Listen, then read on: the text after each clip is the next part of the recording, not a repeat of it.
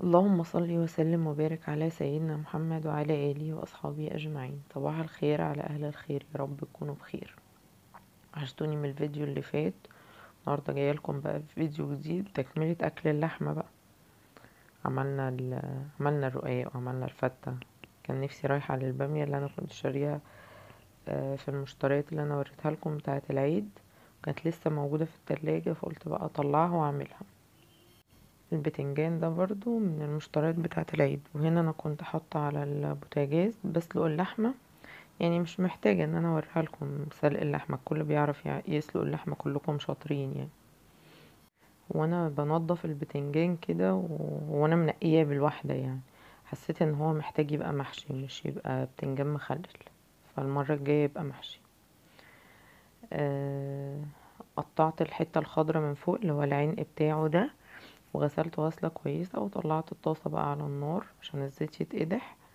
وهبتدي اقطعه، مش قطعة كاملة عشان ما يتفتحش، يبقى جزئين يعني، حتة بس بسيطة كده عشان اعرف ادخل فيه الحشو. واسيبه على النار يتقلي واعمل حاجة تانية. ده نص كيلو البامية اللي انا جبته. الناس كلها بتجيب بالاتنين كيلو، كيلو ونص وكده، انا بجيب نص كيلو لان ولادي بياكلوا الصلصة، ولادي وجوزي بياكلوا الصلصة، وانا اللي باكل الاقماع بتاعة البامية. هتقولوا لي ليه؟ هقول لكم ما اعرفش، ما بيحبوش الباميه رغم ان انا بحبها جدا يعني. هبتدي بقى، غسلتها وصفيتها وهقمعها بقى. دي طريقه تقميع الباميه.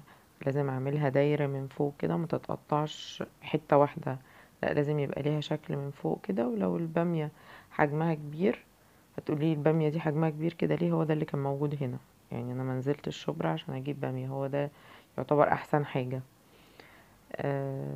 بقطع من فوق كده على شكل دايرة واخلي السكينة كده تقطعها من النص، عشان ايه؟ الصلصة والتسبيكة تخش فيها وتبقى مستوية كلها، بما انها حجمها كبير. طول عمري واحنا في بيت ماما يعني البامية بتتاكل بعيش، يعني بتتحط عليها ليمون كده وبتتاكل بعيش. لكن لما اتجوزت بقى لا، جوزي ما بياكلش البامية ذات نفسها، بياكل الصلصة بس، ولازم تتاكل برز. وولادي ما بياكلوش البامية ذات نفسها، بياكلوا الصلصة بس بياكلوها بعيش. فكل واحد وليه طريقته، فانا لازم اعمل اراضي كل الاطراف عشان نبقى كأسرة سعيدة كده بناكل وجبة يعني. طبعا بامية يبقى لازم بتنجان مخلل، حاجة مخللة جنبيها. فانا قبل ما وانا بسلق يعني بسلق اللحمة، وقليت البتنجان وهقلي فلفل. دي طريقة.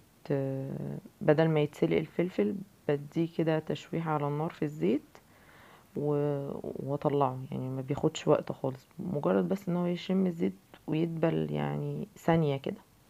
بطلعه واصفيه، واحط عليه تتبيلة كده وملح وخل، وبيبقى جميل طعمه تحفة. انا كده البتنجان شيلته حطيته جوه في التكييف عشان يبرد، عشان اعرف اتبله.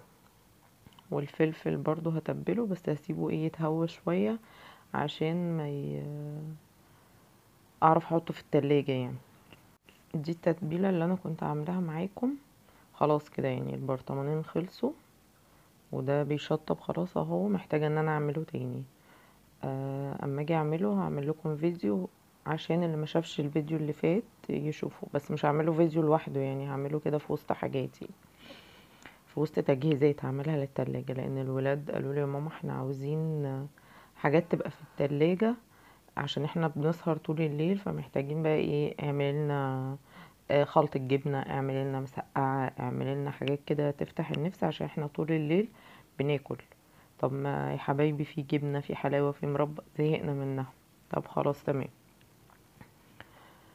التتبيلة دي عبارة عن فلفل اخضر وفلفل احمر او هريسة وليمون وكمون وشطة وملح وخل، وبضربهم في الكبة وبحطهم في التلاجة، بحط على وشهم شوية زيت كده عشان ايه ما تبص، وتوم. كده البتنجان يعتبر بارد شوية شوية، مش كتير يعني، ما كنتش قادرة امسكه برضو. وهبتدي بقى ان انا احط فيه التتبيلة. التتبيلة دي بقى بتنفع معاكي في كل حاجة، في سمك، في بيض، ممكن تحطيها على البامية، تتبلي بيها بتنجان، تتبلي بيها سمك، تحطيها على اي حاجة طعمها حلو ومش هتضر، ده توم وفلفل يعني وشوية توابل. قبل ما ندخل الغاز كنا اللي هي الانبوبة، فطبعا الانبوبة دي مش محتاجة ضغط كبير عشان ما تخلص وما نحتس يعني وادور ان انا اجيب انبوبة تانية. كنت بعمل ايه؟ كنت بشتري الحاجات دي اساسية في التلاجة، البتنجان مخلل مسقعة، فلفل مقلي حاجات كده اللي هي الحاجات الحرشة كده بتبقى موجودة في التلاجة، بنسحب كده جنب الاكل وناكل منها. كنت اخد العلب فاضية، علب التلاجة، واروح عند ماما اجيب، ماما كان عندها غاز طبيعي، اروح اجيب الحاجة واقليها واتبلها واظبط الدنيا وارجع بالعلب معمولة. بس بقى بعد ما دخلت الغاز خلاص بقى بقيت اعمل الحاجات دي في البيت، ولازم تكون موجودة يعني. وشي منكم في التراب، يا كسفتك يا حازم بعد التصوير. وبعد ما خلصت والمفروض ان انا صورت كل حاجة، طلع ان التليفون سخن، يعني مش عاوزة اقول لكم درجة الحرارة عاملة معانا ايه في الحر يعني. والتليفون فصل وما صورش المقطع ده، طريقة البامية والرز حبة وحبة. بس هقولها لكم وانتوا يعني هعملها معاكم تاني، ما اقدرش اعمل حاجة اكتر من كده لان نزلت الشورت فيديو والكل منتظر الطريقة، فلازم انزل الفيديو، ما ينفعش ما انزلهوش. جبت بصلاية وشوحتها على النار، واللحمة اللي سلقتها شوحتها معاها ومعاها البامية، كل ده شوحته. وحطيت التوابل ملح وفلفل وشطة، ونزلت بالصلصة والرز، خدت نص الرز وشوحته لحد ما خد اللون الاصفر ده، وبعد كده نزلت عليه بالنص التاني وتبلته بالملح، وخدت ميه من الكتل وزودته زي ما بسوي الرز معاكم.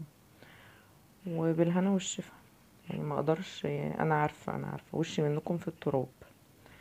ويا رب لو الفيديو عجبكم ما تنسونيش في اللايك والشير والسبسكرايب، وكومنت منك اكيد هيساعدني. ولو مش مشتركة في القناة انزلي فعلي زر الجرس واشتركي، وفعلي زر الجرس على الكل عشان يوصلك مني كل جديد، وما انزل فيديو جديد يجيلك اشعار. وبحبكم في الله، وباي باي.